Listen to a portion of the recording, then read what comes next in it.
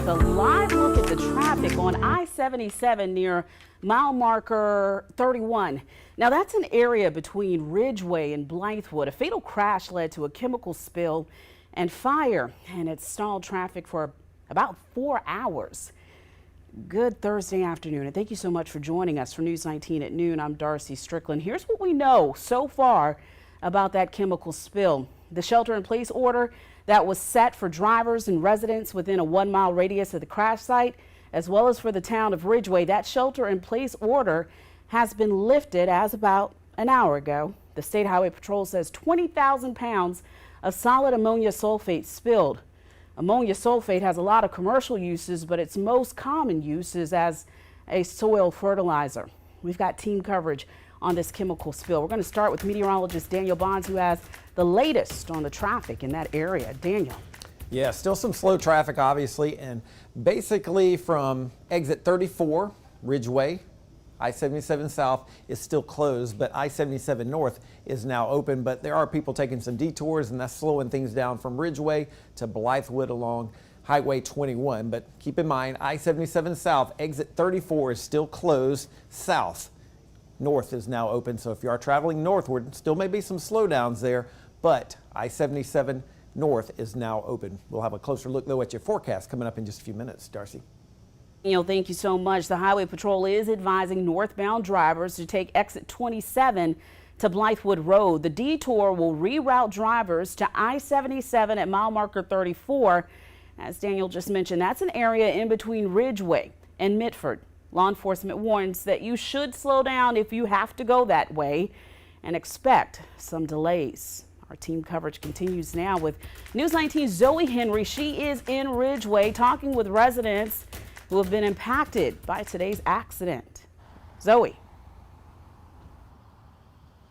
Darcy, I'm right at that mile marker you were just talking about, mile marker 34. Now, traffic, like you said, is only going northbound. There is no southbound traffic just yet. It's still closed off. This exit right here is still closed off. Now, a few of those detours were I-20 and Highway 34, and that was backed up with traffic for miles and miles. Now, someone in the car next to us did knock on our window and ask us about what was going on. We told them about the crash, and they said they'd been sitting in that spot for 2 hours.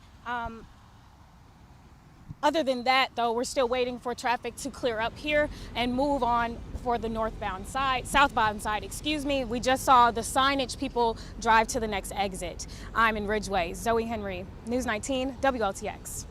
Zoe, thank you so much. For those of you who are still asking questions about what it was that spilled on the road and about the explosion afterward, ammonia, also known as NH3, is found throughout the environment in air, soil, and water. It's also found in many household cleaners. Ammonia is even found in humans, but high levels can be incredibly dangerous. Ammonia can irritate and burn the skin, mouth, throat, lungs, and eyes.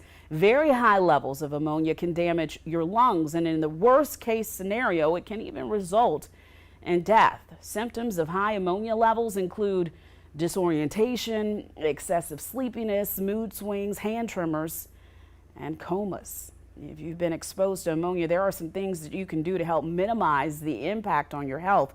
First, quickly get away from the area where you were exposed.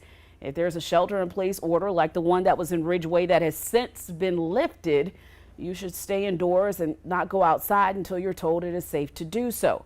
Next, remove any clothing that may have ammonia on it. For shirts, it's best to cut it off to prevent additional contact, especially in areas near your eyes.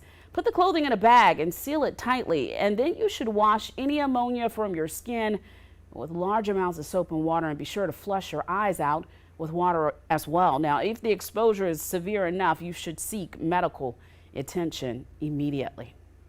News 19's Rachel Ripp continues our team coverage. She joins us now in the studio with more.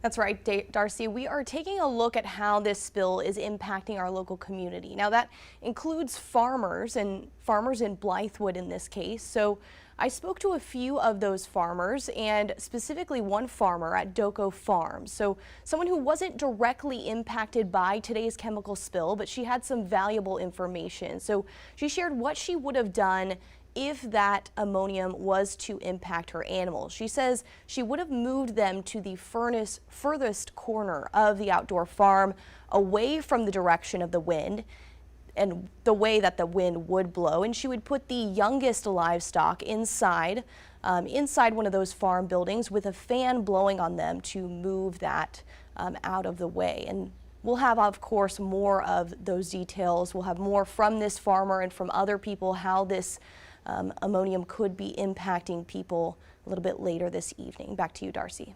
Rachel, thank you so much, and it's good to know that they were not directly impacted by today's accident. Now, some of you may remember back in 2009, a woman died after ammonia leaked out of a tanker in Lexington County.